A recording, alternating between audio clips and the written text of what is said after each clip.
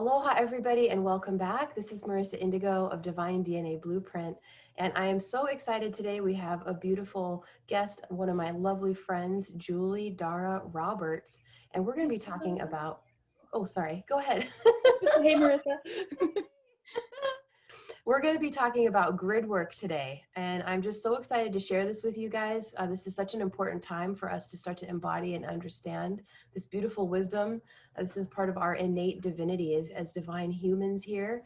And so I am in Southern California, and Julie is in Boston. And so we wanted to call this segment today Coast to Coast. And we're going to be hosting this monthly to just check in, coast to coast grid worker chat, just to see, what's going on with where we are. And really the goal with this conversation is to bring this into a more tangible reality for you to understand that we are all innately grid working all the time.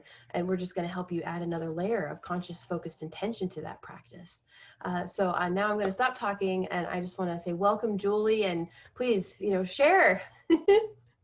Hi, Merissa. Thanks so much for having me. It's such a pleasure to get to chat with you about these high vibe things and these fun the things that like fill our days and our hearts and our energy fields. So thanks for having me so much. Beautiful. Thank you. Welcome. Welcome. So I know, we talked about a couple things, and I would just love to invite you to share your experience. What are you up to right now? Grid work. Wide open. Mm-hmm. Mm-hmm. Yeah. We were talking about building to really make grid working more accessible to every person who has it in his or her heart and field, and to work with the energy grids of the planet and how they're a reflection. Merissa was just taught a course about how the grids they're in us, right? We are the grid, like in our energy field. And one of the things I think that we bonded on when we first met is we have similar backgrounds in yoga and Ayurveda. And I feel like that was my 20 years of like deep dive into the energy field of me, and how energy flows and through the nadis and channels. And then when you apply it, then you like move out a station or like a vantage point. You're like, oh, the body of the earth is a body, like a living, breathing body that has its own planetary energy system and grid system, just like my human body does. And I can work with the planetary body in a similar way as I do my human body. And so that's what part of what your practice is very much about that, like, right? Linking the... Yes. So for me, what I teach is, we have different energy systems for our different bodies, right? So when we're first coming in and we have the 3D system, we have the chakra system, that rainbow chakra system that everyone is really, it's kind of mainstream now. But as we continue to embody heightened states of consciousness and more photonic light, our energy system continues to evolve with that. And there's a certain point, when we're in unity consciousness and really heart-centered, soul-centered living, the 5D and above consciousness, where we're having our full-on Taurus fields activated. And I'll insert some images here for you guys to get a nice visual of that. But when we start to embody and become intimately connected with these energy fields, which they're already a part of us, it's our electromagnetic, it's our bioelectricity, our own conductivity. But with the conscious awareness and intent of starting to work with them through our heightened awareness and sensitivity, we start to see, oh my gosh, I have the same fields as the planetary body. So our bodies, are very similar. And so, Julie and I were talking about, we are the grids. So I just want you guys to know that you are the grids. You have the energy system. You are it. And one of my favorite examples, using a scientific perspective, if we're talking about body work and just, physiology, kinesiology, aspects of the body, you could look at images of your own interstitial fluid web matrix. That's a liquid crystalline matrix in your body, in your own tissue, storing consciousness. And body workers know this. We talk about this in yoga and the cranial sacral and all the different beautiful body modalities of healing, that, oh, wow, the body has a memory. This is our liquid crystalline consciousness, where we could start to look at the body as a computer in a way where it has memory stored within it, stuck energy. These can later on manifest as, illnesses or dis-ease. And that's where we have that lovely Ayurvedic connection of what's the root of any outcome, just to kind of look at it. And on that note, so does the planet.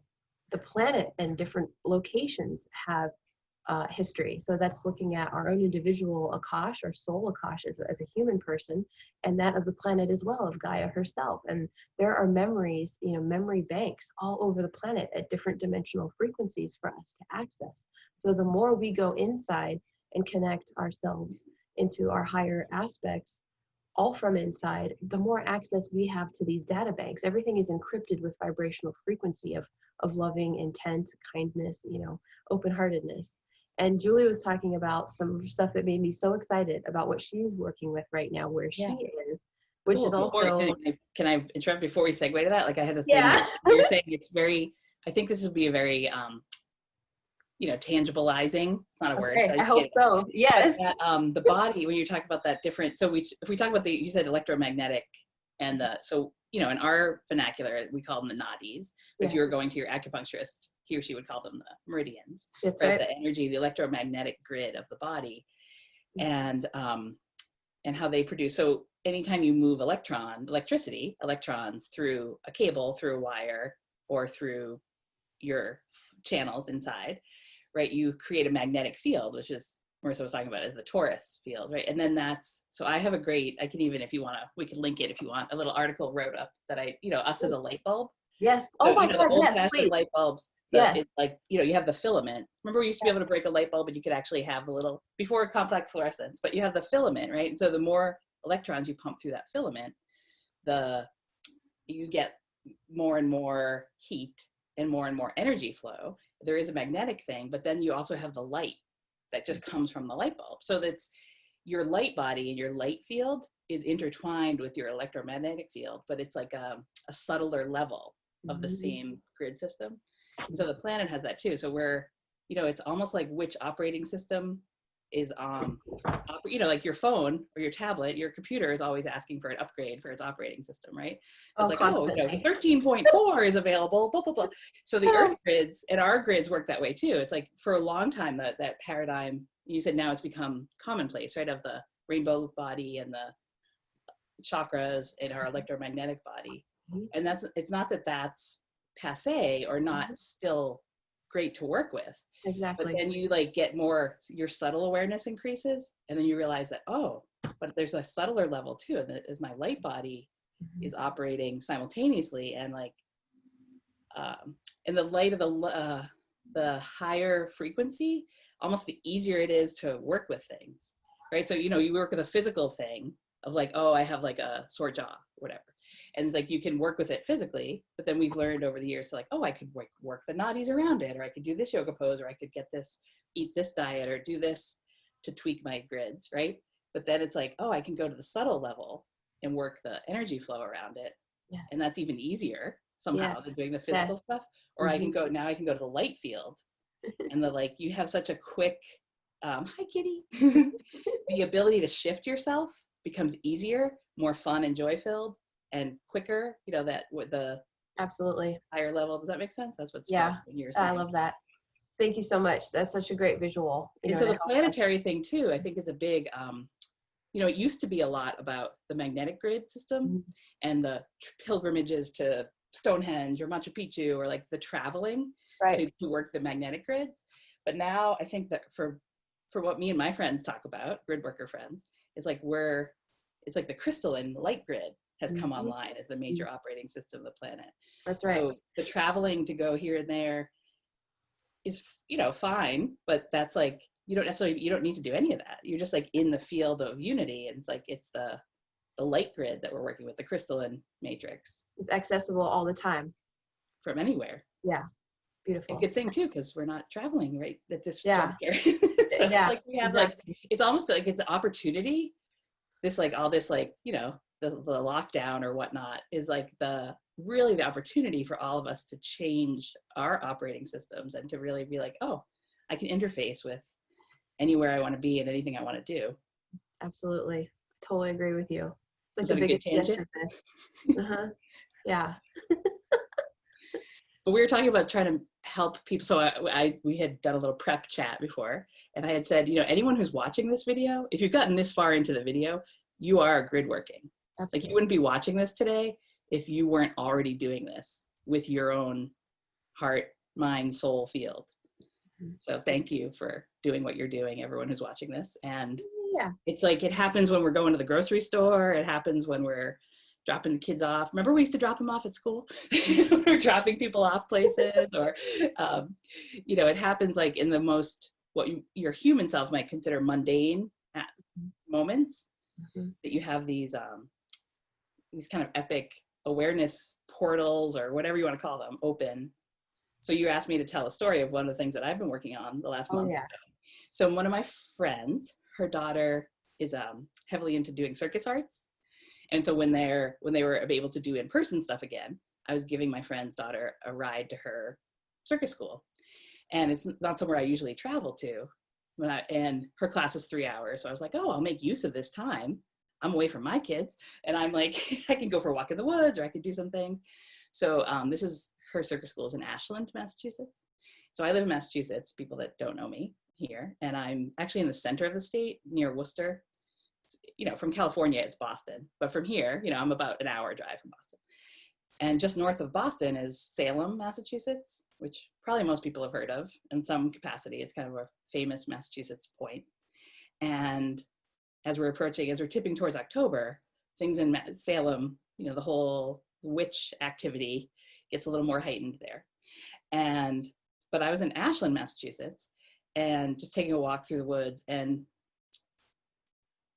you know, I feel like for myself, I've used the last 20 whatever years of doing yoga, of meditating, of being aware of my fields, as you could take the time where you're on a beautiful walk by a body of water, or just on a trail in the woods, and you start to be able to really tune into the land, the grids, like we were talking about, is the Akash. It's like the memory field of the land it's always speaking to you. But what we do as humans is we tune ourselves to be able to hear, right? So we can really listen to what's happening. So I was in Ashland and walking by the reservoir there, and here, a lot of the trails are originally native travel trails, you know, that have turned into different corridors and travel ways and rivers. And so then I came home and trying to make the story a little short. I came home and did a little bit of research, and I was like, oh, that felt like, and I drove by this road that said Salem End Road. And I was like, why is it called Salem End? And there's a whole part of town that's called Salem End. So this was over a course of several weeks where I was driving her these Saturday mornings, driving to this circus class. And I was like, great, I'm going to dive into this a little bit. It's like my little mini project. And my in-laws, my husband's family, lives in the next town over from Salem. So I've been going there since I met my husband quite regularly, and have done a lot of grid work there with the Gallows Hill, the sites where, you know, a lot of the slaughtering and the witch trials and graveyards and whatnot there, to work with some of the souls. But when I researched a little bit more, the freedom codes from that, like there's a whole bunch of people. There were these 3 sisters that were imprisoned at the same time, that were accused of witchcraft at the same time. And 2 of them were hung. One of them got away. So like, what was how did she, you know, the freedom codes are the witches that survived. So they're still not quite sure if her husband broke her out of jail, or somebody, you know, maybe she tunneled out with a spoon. We don't really know how she got out. Wow. But she got out and came down to Ashland, which is, you know, on foot in the winter, and hid for the winter in what is called now, these stone sites, is called the Witches' Caves. Wow. So it turned out that I was walking on the land near, so like what, you know, just the Salem, like, so when you're driving along and you're, you know, I was also, you know, went to Whole Foods and did some grocery shopping in my 3 hour. I wasn't in the woods the whole time, but I was like multitasking. And, but that, like, things ping you, you know, when you're out in the land. I'm sure it happens to you all the time too, right? It's like, Thank oh, you. Thank you, because it's such a wonderful way to weave. This is part of making this tangible for you guys, for making it realistic, is that, you're doing the quote unquote mundane, but there's these layers of mysticism to it that you're in the zone, and you're, yeah, you're going to the grocery store, you're getting gas, and then you're called this, or, this street has a really interesting name and there's a code. So it's just it's around the clock organic process of just being and being tuned in, right? so because it was iterative, meaning I went back to the same, I was like, then I made a more on purpose moves with it. Awesome. The first time was just an organic, like, oh, I got pinged by the Salem man. But then when I researched a little, I was like, who knew? Like, nobody's like, in the history books, I don't hear a lot about the ladies who got away. Right. You hear about the ones that were. So as we're unlocking all these freedom codes right now, all along the continent, from your coast to mine, that so I drove by the house, like her homestead, so they were in the caves for the winter. And just to even think about that, like, it gets cold here, much colder than where you live. Yeah. And that, whoever know, like with pelts and whatever, they were like living in this like little, to call it a cave, I think would be generous. I think it was like a little rock outcropping underneath the situation. And it was one of the governors. So this gentleman's name is Danforth, which anyone who's local in Massachusetts would know. There's Danforth Museum. Like, he was a plantation, meaning like a big tract of land owner before it was even incorporated as towns here. But he had been one of the judges in the Salem witch trials, but he kind of realized midway through that things weren't, this wasn't a good practice. Right. So he had just quit and moved. So it was his land, whether he helped free her eventually. Wow. But it was his land that he hit on. And then he gave a lot of when the witch trials were ended, which is interesting. This is how it ties into equinox. So the last group of witches that were hung was September 22nd. Oh, wow. Pretty sure it was 1962, but I'll have to quote. I didn't go look up. Or 1692. Okay. But it was September 22nd. So for my equinox, like part of what I was working on equinox was like that freedom codes around the end of that level style of persecution. But there was a bunch of women that were still in men that were in jail that then got released. They had to pay a tariff. They had to pay a lot of money for their food and board for being held captive for all that time. But then once they paid, they got to get out. So he gave, this Danforth gentleman, gave a bunch of land on his plantation to a lot of because they didn't feel like staying in Salem anymore, believe it or not. Mm-hmm. Right? Like, yeah. Okay, we're not gonna, our neighbors just like stuck us in the, so they moved down to, it's in Framingham, Ashland, Massachusetts. Wow. So there's that's the Salem End Road, is this land that was gifted to a lot of these survivors. Wow. Of the persecution story. So. Wow, Julie, that's so cool. Thank you. I have some pictures. So when I went back one of the times, I brought a few, like we both work with Andaras quite a bit, right? So I brought a few, and I'll put some pictures if you want of like I brought them into the woods and just took some pictures there. And like there's the face, there was a lot. And there's like, I went to some stone outcroppings, like a lot of things came. If you don't mind, maybe you can email me those and I'll insert them here at this point in the dialogue. That'd be great. Okay. Wow. Anything else? On that thread or that story? In general. The general art of gridworking and what? Yeah, anything you'd want to say.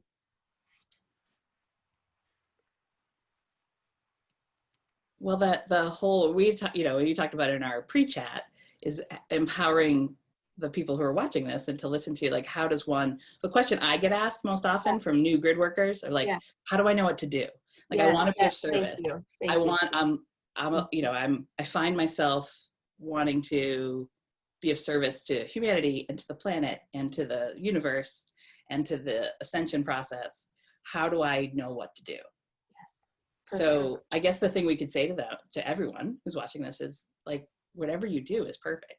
Yeah. Sometimes it's like, oh, I picked up a pine cone, or there's a little thing that I have on my desk. This is like a piece of bark with moss on it. That's a little heart. Like you just, you get a talisman or two when you're in the woods, or you could, that's why some people stack rocks, or, we try not to alter the landscape too much, right? We just do it vibrationally. But that, maybe we could pivot to talking about that, right? If we want to empower the Yeah. people who are watching this Yeah. I should do love their it. own grid working. The people are like, well, I want, to be of service, or how do you know what to do when you Mhm. travel to where you go to, or, go into the woods? Absolutely. Absolutely. I think that there's two, in my experience to share, there's two ways. Like you say, you get a ping, like you get a call, a ping to go somewhere. So there's that, or I guess there's multiple ways. There's definitely more than two. Sorry. Um, if there's an event going on, like a great example would be, when the fires were really bad here on the West Coast. It was beautiful because everyone on my Facebook feed is just flooded with, prayers for water, all these beautiful intentions. And so for me, grid work is also a focused, intensive prayer, an intention. And when we combine our consciousness with that, they say when two or more gather, I mean, that's very powerful. So, our connection to the grid can really expand from there with our intention. And of course, we always do it in alignment with, with the divine, the highest and greatest of what is needed in the area of whatever's going on. But so natural disaster or any kind of a calamity is a great call a lot for me for service, because you can feel these streams of energy around an event like this. Like, you feel the animals that are running, you feel the trees that are burning, you feel the people who have or may lose their homes and their sadness. So you can feel all of these streams of energy. So what I like to do in a situation like that is tune in and feel all the streams that are going on around this event. It's almost like jello layers, like of energy. And then go within and hold my peace, hold my conscious intent and prayer of peace for these people, and safety, and whatever would be soothing. So kind of looking like using Ayurveda, balancing the qualities, what's presenting. And of course, this is like larger level, more macro kind of stuff. But it could be just going on a walk out in nature and just, this is one of my favorites. It's so simple. It's just the art of appreciation, of beauty, just getting called to go out on a walk. And while we're doing that, it's like the perfect symbiotic blend, because we are realigning our own grid architecture with the organic fields when we're outside. And then we're appreciating the beauty. And like earlier in the year, the trees at the sacred site where there's a beautiful indigenous sacred site here, they let me know that they love to be sung to. So I started singing to the trees, and then I started bringing, like, I have a crystal bowl. So I would bring that out and play for them, play that music, things like this. It's like, how often are people thinking of, can I gift nature with something? In our native way, it's really lovely is if you have tobacco, like a tobacco offering, organic tobacco to the ancestors of the land too. So those are some of the ways that I tune in and be of service. But I think for those who are just starting out, you already are a grid worker. The process that I would really just want to hit home here is embodying it within yourself. Work with your own grids and your own consciousness and your own trust in yourself that you know what you're doing, because you're called to do it. You already know what to do. You can't go wrong. And it's kind of funny because I think that's part of the nebulousness when we go online and people want to research something like that. You can't really get an exact answer. Well, what is grid work, And so we're sharing our experiences with you to try to make it more tangible.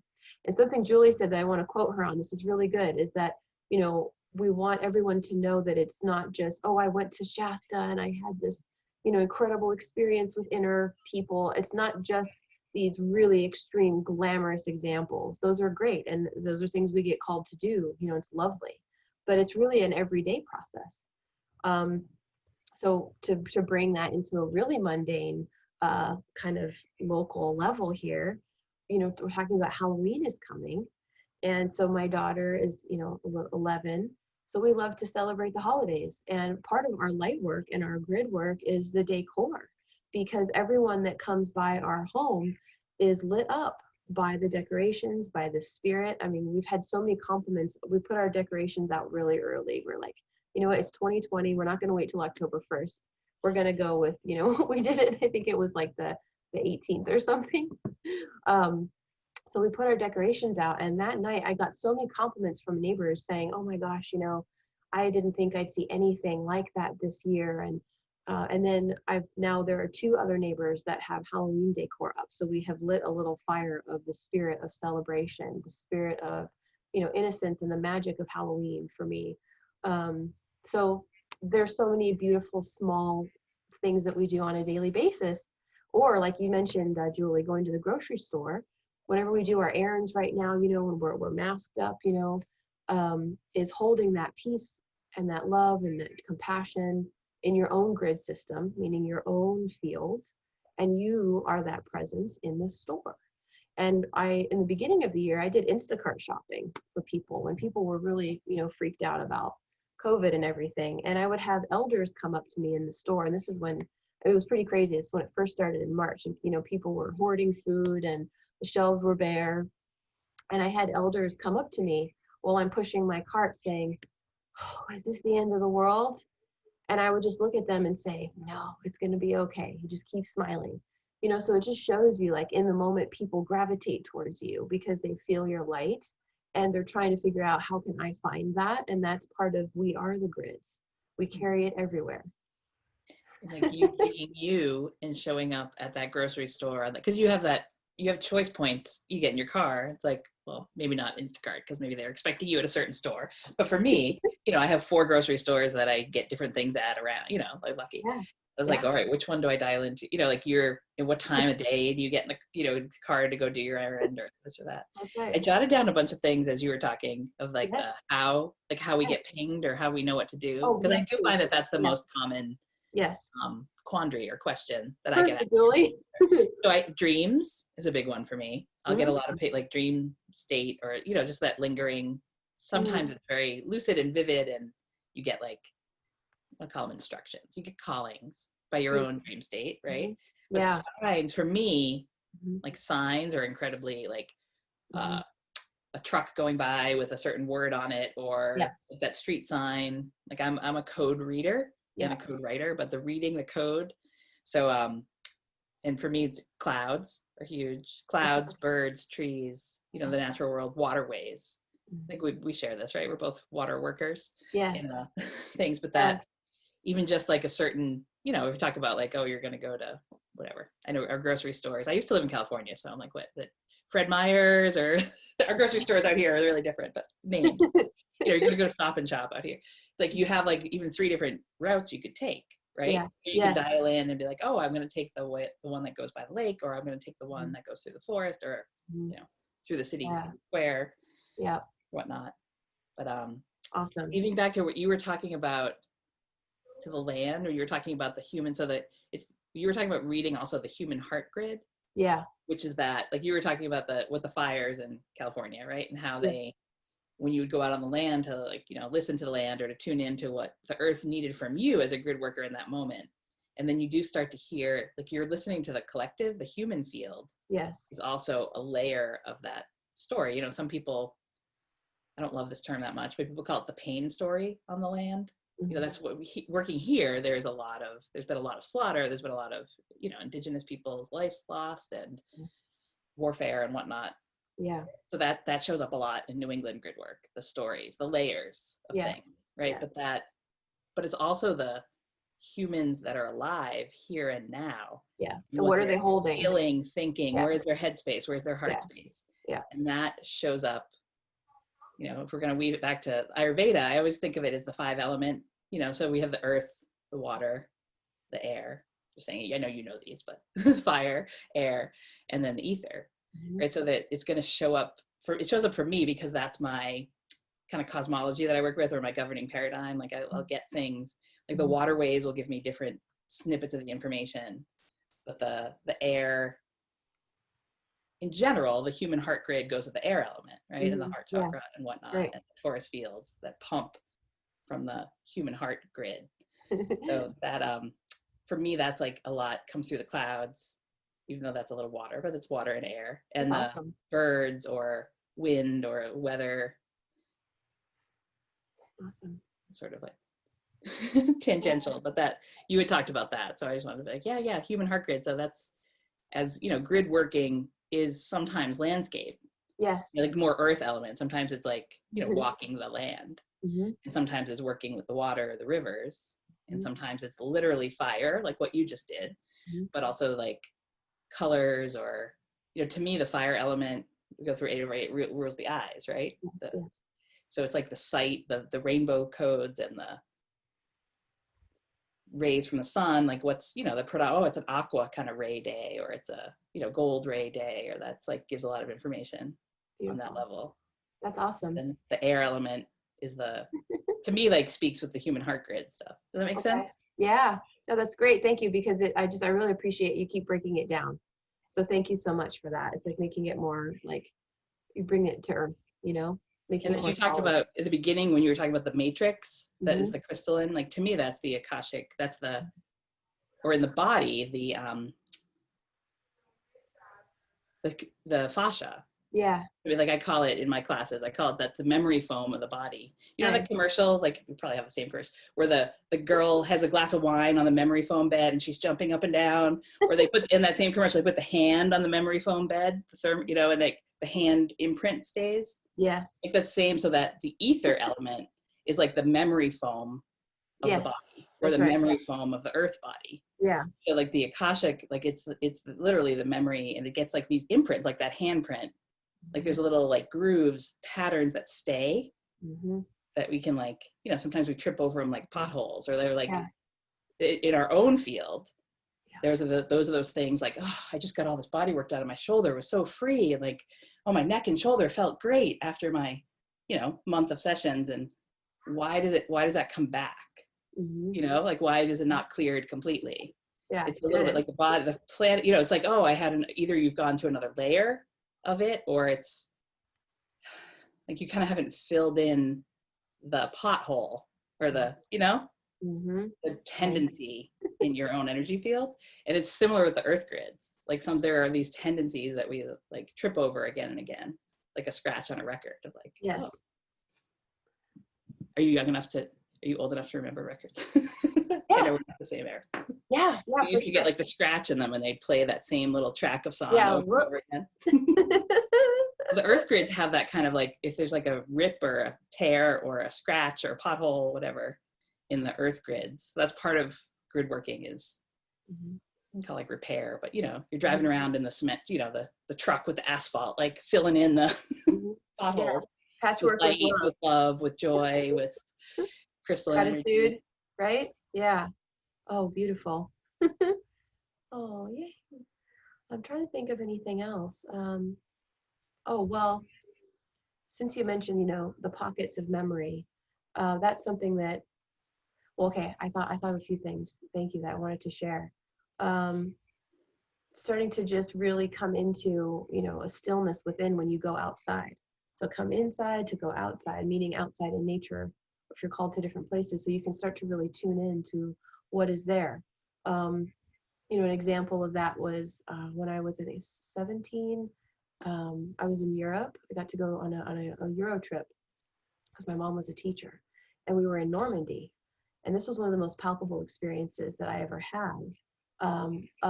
There was, you know, where the bombs were in Normandy, these huge pits. When you said pothole, it reminded me of this. Huge pits where the bombs were that you could walk inside, and it's like an inverted hill. And I remember it was so cool that you could amble around this site. And so I went down and into the pit and hung out there, and I could just feel a lot of kind of lost souls. There was sorrow. And I just had this visual, you know, come to me in my imagination of like putting a little lantern there, like an old school lantern in the middle, so they could find the light and then just go home. And I was just, you know, there in these pits, and just putting out there, just broadcasting through my thoughts, like a little antenna, like, oh, it's, you know, it's okay, and you can go home, just follow the light, you can go home. And because they were stuck in that space. So that's kind of an example of helping to unlock maybe something that's stuck there. But then there are other examples, like going out in nature on the sacred Shumash land.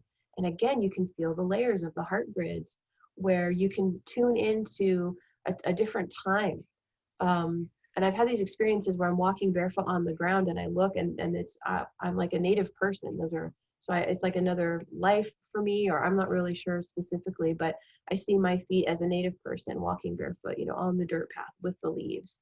And you can tune in through your heart center in that kind of a frequency of time, of space time, and see in your mind's eye the whole tribe there in the trees. And I'll see them, they're standing on the rocks, and they see us, you know, and they're standing there proudly and just like sending out like, this is our sacred way. It's a very Lemurian, you know, I feel like the Shumash definitely very Lemurian people here.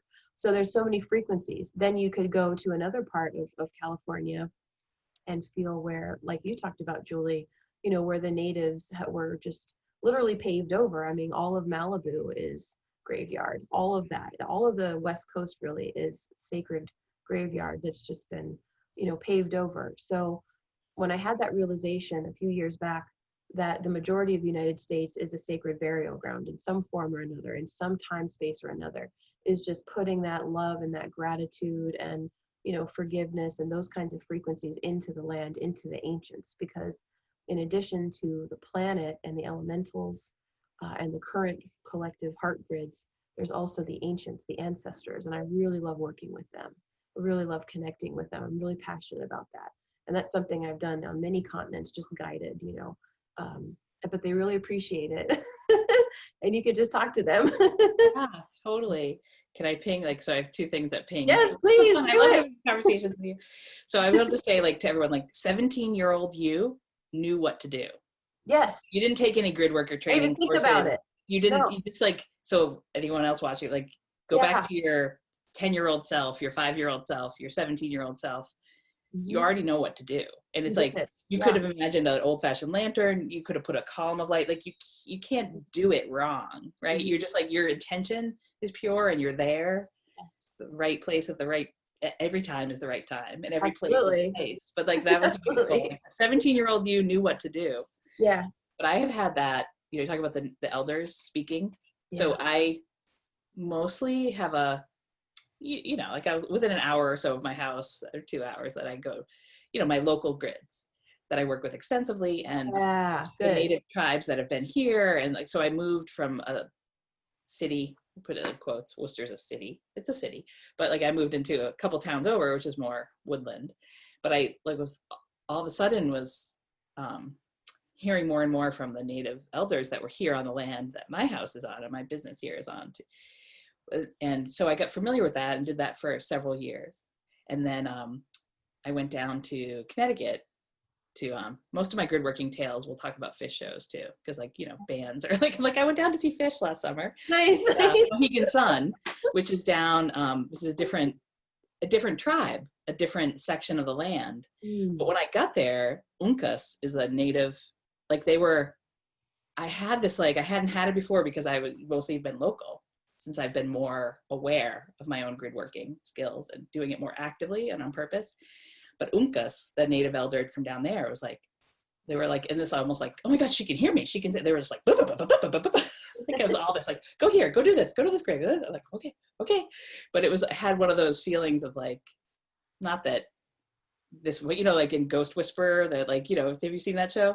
No. Jennifer Love Hewitt. Anyway, not that that happens to me like in a visceral, corporal way, but you know, so like the spirits will come and they'll be like, once they recognize that you can see them and hear them and interface with them, that opportunity, like that's the thing, right? Just to be there and be of open heart and spirit and listen. That's and then honor, you know, that's like, it's fun. So I feel like, oh, whenever it's, you know, I have little kids. I mean, I have an 11-year-old like you, but I have a 5-year-old too, which keeps me on a little bit of a tighter travel leash, you know, stay with her. But it's like, oh, you go to new places or you go to new sites. It's like that fun, just that pinged when you said about the native elders. Yeah, like you go, they're like, oh, they're ready and willing. The land is ready and willing to speak with you. Oh, it's waiting, right? It is. Yeah. They'll be like, pretty, like someone's here that wants to like acknowledge me. Like acknowledgement and awareness is the thing. Yes. Oh, love it. So you could pick up a pine cone and stack it on a rock, right? Or you could be like, oh, collect some like fall leaves or come in here. Or like there's no pre-prescribed thing to do. And you don't even have to do a thing. You can just be there and be you. That's and right. Beam light and hold light, and that's the thing. Beautiful. So I hope that this has helped simplify. It's like, it's so simple because like you say, it's just pure heart intent, and it can be as exciting and, you know, ritualistic and grandiose as you like. And sometimes, you know, when we have the portal gateways, larger cosmic happenings, I'll do more of a ritual kind of thing. But yeah, it's just being and enjoying and you know, being of authentic service and just kind of listening. And like another example, one day I was just like, I said to my daughter after a workshop, I said, we have to go to Shumash. And she's like, okay. And so this is an interesting example to show how each of us in our family units or our friends or community, we all get a different download. This is kind of cool. So I said, we have to go. I don't know why, we just have to go. And she's like, okay, mommy. So we get in the car and she's like, what do you think we're going to see? And I said, I don't know. I don't know if it's about seeing anything. I don't have any specifics yet, but I just know we need to go right now at this time frame. And she said, okay. And so we go, and I was really tired that day. I had a lot of ascension symptoms that day, but I just knew it would be helpful to get outside, and I was called. So I was like, okay, let's go, you know? So we walked all the way into this park, and then we were really exhausted and didn't want to go further. It was about sunset time. So we turned around, and I still had no idea why we were there. We turned around and we're exiting, and then all of a sudden Nanda says, mommy, look, there's a deer. And so we froze. And over in the side, you know, to our far right in a ravine was a deer. And then we looked, and there was a little open grassy area, and it was a mom with 3 younger baby deer. And it was beautiful. And so, see, I hadn't picked up on that there was going to be something to see. I just knew we needed to be, right? But my daughter knew that we were going to see something. And it was wonderful. And then on that note, you know, we were walking for a moment, and we scared one of the deer, and it left the little open grassy area and ran back into the ravine, kind of in the shade. And so me and my daughter kind of crouched down low, and we were really still. And I said to the deer, I said, oh, we're so happy to see you. And I'm so sorry that I frightened you, but you are among friends. You know, we are stewards of the earth here. We support you. We love you and cherish you. And it's safe to come back if you would like to continue to eat. I'm so sorry we interrupted your meal, but you need to eat, you know, because we're still in this drought season. There weren't a whole lot of little grassy nibbles for them. No joke. A few seconds later, it came out of the ravine and went back to the grassy area to eat. And so that's just another thing I wanted to share, is you can talk to the animals from just soft, they can feel you, you know, all the animals, the birds, they're very sensitive. And you can communicate with them openly like that, and just, you know, be still and respectful and kind of blend into the environment. And it's really magical. Did you say that out loud, or were Yes, you doing it I quietly? did. I But did. that's like that moment of teaching your daughter, like that's just like, that's how we're doing it too, right? Like we have next generation light work, grid workers that we live with too, and like it's just by example or by tangible train, the job training for the little ones, right? But that's what I was seeing as you were telling that story. I'm like, what a blessing for her too, to just see it live in action. Right? Yeah, thank you. Yes. Aww. Yeah. So, you know, beautiful experiences. You know, just expect the beauty and the magic and whatever's coming up. You know, it's just such an exciting time. And I know that for decades before us, grid workers were working on anchoring the higher frequencies into the planet. So, you know, the cleanup really, from what I understand, is over. It's more about embodying the higher frequencies. New Earth is here now. All those grids are here now. It's just a matter of decluttering, opening, surrendering, you know, looking at where we have resistance and walking through and embodying it here and connecting with it and being a coordinate point, you know. And that's what's so fun about us being on the opposite coasts here. Julie does beautiful work with the waterways and the ocean. So it's like, okay, we've got Atlantis and we've got Lemurian, and we're hybridizing here, for lack of a better term, just connecting the whole grid of Northern America. Let's do one of our chats, which I would love to do this monthly or whatever, regularly with you. Yeah. But let's do because I have a lot to say about that piece of the cross-continent. Okay. Solar eclipses and pathways, and there's a whole gateway that is happening with all that. But that's do you want? I mean, we're like, do you want to talk about it? No, I feel like it would be great. Like I was gonna say, like this, because our intention for this call, right, this time. You know me, I want to do it all. Okay. No, I know, was to speed this, but I'm saying, like, you know, you talked about it's not every trip is like a journey up the mountain, Exactly. with the stars, with some, those, we'll talk about those too, though, because those are fun. Yes, And those because are they really are inspiring. fun. We both have Yes, those kind of tales to tell too. absolutely. And it would be great to share those too. But we really Okay. wanted to like start up, like we were laying our foundation today, right? Yes, you're right. Yes, we are. Okay, so next time, guys, we'll talk more. We'll talk more about, the however you want to phrase it. Every word I think of isn't really descriptive enough, but just the more grandiose, grid work, gate Well, work. it could be, well, I think they're culmination things. Because for me, what I feel like, here's another good one of like for Okay. people. Okay. Like for me, myself, if I go back to like when I first started actively working as a grid worker, in the moment that you're doing stuff, you don't necessarily know what you're doing. Like it's layers upon layers.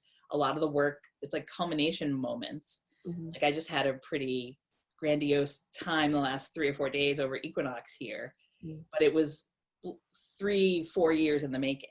Wow, of layers of work with that same even with the same sites. And sometimes you'll start and you'll be like, I think this is a common thing that the human ego or the human mind constructs for us, is like, well, I just went for a walk in the woods, I didn't really do anything. Like, am I really doing anything? Is any of this real? Am I doing it? So you don't, and you can have things, you can go to a certain lake, you can be called to like a certain lake or a certain river and do things and build a crystal grid, or like have, be with that. And you still have done that, but you might not know what you're doing while you're doing it. And you might not know for 6 months or a year. And you're like, oh, that's what I was doing like 2.5 years ago when I went to blah, blah, blah, Thank you for saying that. So it really layers, it layers on. So don't ever think you're not doing something or that you're not doing it right. Know that you are there for a reason and a purpose, even if that reason and purpose is not immediately apparent. But you were saying like the grandiose. So for me, sometimes I'll have these culmination moments rather than, we'll say that instead of grandiose, right? It's like, oh, I'm like, oh, like these aha bursts. And it often is timed, they happen anytime, but like sometimes it's with an equinox or a solstice, sometimes it's with a moon or a planetary alignment. We'll talk, I'm kind of a star space geek. So a lot of things happen for me in like, I'm like, oh, it's like, oh, Mars and Venus, or like across, like some, whatever that thing is. Like they'll happen at gateways, and we'll have these epic moments. Mm-hmm. But it's you've laid down the work, month after month, year after year, and then they culminate. Beautiful. Blossom, right? Like I'm so glad you pointed that out, because that's really important to know, is that we're kind of deprogramming our linearity, our understanding that everything is a linear understanding. And so we talk about, we are literally embodying the information, and the body has to digest it. And, so everything has to line up code-wise internally for us to then have a mental, cognitive, like, that's what I was doing, So the body has to digest the information. So be patient. Even if you don't really know, you will, right? And it's important to know. Another thing you reminded me I wanted to share is that, on these larger cosmic events, while we still have duality playing out, we know that whenever we have huge gateways and portals of higher frequency energy, like the equinox would be an example, that same energy, because again, this is 0 point energy, it's scalar, it's the force, right? It could go either way. Intention is either way. So for me personally, I really like to emphasize on these portals and gateways just the light, the gratitude, appreciation, peace for all people, abundance for all people, new earth, all the codes, freedom codes, with these with these concentrations of energy.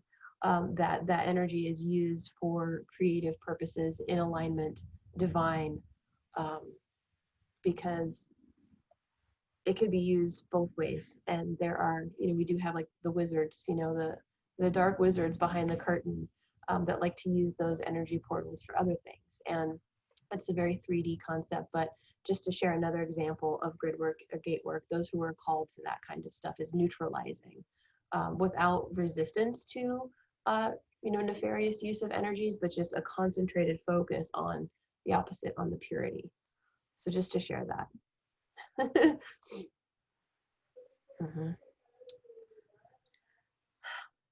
Doesn't It's interesting. It's cool to have conversations with other people that do this work too, because it's like it's never occurred to me, or I don't like in a respectful way. I was like, I don't really pay any attention to that. Not that I don't pay attention to that, like the wizards. I've just but another way to say what you said is like you just have to align with the highest in every moment or that but it's like we all have different, that's maybe the point of like not like we all have different jobs, if you will. We all have different callings. And just because like Merissa is called to do A and Julie's called to do C and Bob is called to do B, it doesn't mean like Marissa's, that's task is raw. It's just like we're all seeing it from different vantage points. We all have different roles to play and missions to work with. And for me it's not, it's like, I don't know, it's hard to figure out how to say it properly, but just, it comes to my knowledge through others that that sometimes, and you can see it here's an example of this in action. So in the UK on the equinox, the control systems crank down even more. So they're trying stuff, you mean, or what control systems? In the UK, like all of the lockdown, they COVID related stuff. Yes. Okay. They tightened their restrictions even more with a lot of stuff. And so people, in that area were looking at this like, well, this is, usually they're at Stonehenge and they're doing all these beautiful things. And they're, instead what's being broadcast mainstream is, oh no, now you've got a curfew and, it's looking like this long. And so that's how I come into awareness of like how interesting that, the prime minister would use that morning of the equinox to say that. It's like there's no coincidences with that, so that's all I mean. I don't okay, that's you could put that like in maybe on the equinox, like you're part of the team, that role is like stabilizing or that's right, coding, if you will, like keeping the equalizing and then like other people's roles might be more purging. I know a lot of people are purging this equinox. Oh my gosh, yes, like absolutely.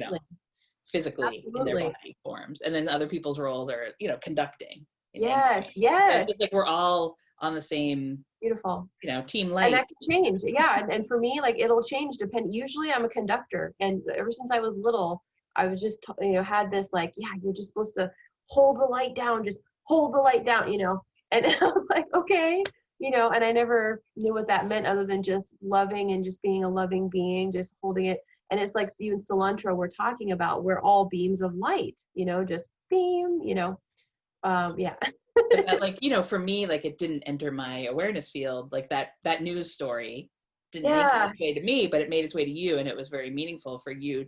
And then there was like action steps of your soul to like, oh, I'm supposed to be supporting and equalizing and just keep focusing on what we're focusing on, whatever people are watching this, if we're helping them unlock or remember their own innate gridworking knowledge, right? Because it's in there. It's like what you get caught, what you notice, and what comes into your field of awareness, that's what's yours. Ping! That's like so succinct right there. That's the perfect way. Thank you, Julie. It's the perfect way to know. What do I do? Well, what's in there? Like let go of the whole, Marissa's focusing on what's going on at Stonehenge. How come I'm not, I'm just noticing like what the people I help mentor and my own inner self, like I've learned over the years, but that voice, that nagging, I think the biggest obstacle anyone would have to unlocking their own innate grid working skills is self-doubt. I agree. And so it's like, oh, I should have been paying attention. Oh, that's what we were supposed to do on equinox. We were supposed to A plus B plus C. It's like, no. You were supposed to do what you were supposed to do on equinox. I was supposed to do what I was supposed to do on equinox. And those are both. And they're both right. And it's like the prime directive is an internal, So thank you for that. Yeah. Make it so. yes. Okay. Card style. Yeah, and so the funny thing about that is that about that with that equinox intel with the UK, I didn't know about it until a few days ago, and so that was a retroactive, just like, oh wow, okay, so there are still some factions in other dimensional realms of thinking that are trying to use these energies for their purposes, which may not be service to others. So that's interesting, but I'm service to others, you know. And so there you could do a retroactive because time space is, you know, it's flexible. You know, just keep, you know, focusing even more, for lack of a better term, like focus harder, you know, on the light, and just like radiating that out, you know, just saying, you know, that's silly, you know, we're over here, you know, just to share that too. Yeah. Thank you so much for this chat today. It's like such a pleasure. Yeah, thank you. We could talk forever. We could talk forever. And so I just want to thank everyone who, if you're still here, you know, this far in, thank you, because it's so lovely to share intel. Yeah. And thank you so much. And Julia, I didn't want to forget, can you let people know where to find you online? Oh, sure. So I'm here in Massachusetts. My center is called Inner Space. So I have a Facebook page that's Inner Space. And I'm on Facebook. That's one way. I have a website, which is innerspacehealing.org. Great. And I have a Gridworker dedicated website also that's called thesoulplanet.org, because I wanted to keep, you know, my tales of gridworking. And I'm gonna, now that I have a little more free time and people are with like kids rule our day-to-day, my day-to-day class, but I'm like really gonna lean into the Soul Planet work, because it just, I feel like for this very reason to just like write up tales. I feel like for Gridworkers too, for myself, like I'll have this epic, like, you know, that Salem story I talked about, but that was in August, like mid-August. And like by now I've had like 3 or 4 other like fun epic things that have happened in the last week. And like to get to write stuff up is like, sometimes you're just like onto the next job or onto the next thing, right? But I've been called for myself. I really enjoy the process of writing. That's another commonality that you and I have. But like, I feel like that's, how can I help and empower, I'm calling them the up and coming, or like every grid worker on the planet, is just, I think the more we tell our tales and share, it's not like you're going to do it the way I do it, but just hearing like, oh, like hearing you go to the forest and the deer, it's like, that's going to help people unlock their own innate codes and their own innate. So that's my pledge to myself. And then to like service too, is to do more mentoring in that way of like writing stuff up. And so I have some stuff on there for sure from the last few years, but I'm going to pump it full of content. Is it SOUL? Yes. Like our soul? Okay, so soul. Soul Planet. Okay, beautiful. Yay, and I'll have Julie's details in the description box below if you guys want to check out her stuff. Her writing's beautiful, and she's got great photos of working with the Andaras, beautiful activations, and just so much. And so, yeah, so I thank you guys for tuning in. And we're going to do this every month because we feel like, well, whether it's the weather or, you know, whatever's happening globally, or who knows, you know, things beyond our imagination right now, it's nice to check in month to month and connect, you know, connect. Can I reciprocate and ask you to do your things too? Because I'm going to put them on my site, and not everyone that's going to see this, we're like cross-pollinating our people. So we need to know your stuff too, please. Oh yes, thank you. So I'm Merissa Indigo, and I have a divinednablueprint.com. It's a great way to find me. And I have a mastery school on there as well. Merissa Indigo on YouTube, or Merissa Indigo on Facebook. And yeah, just, you know, all about sharing our experiences and all of that we've been studying to get to this point right now. And for me, my whole calling since I was a little kid is all about the human potential, and realizing that that's, you know, immediately linked with the ascension process of our expansion of conscious awareness and our connection. And more lately, my focus has been on embodiment and how do we bring that through from the inside. So yeah. So thank you. And thank you, Julie. And thank you, everybody. Marissa. Thank you. All right. Until we meet again. Until we meet again. So much love. Thank you. Much love.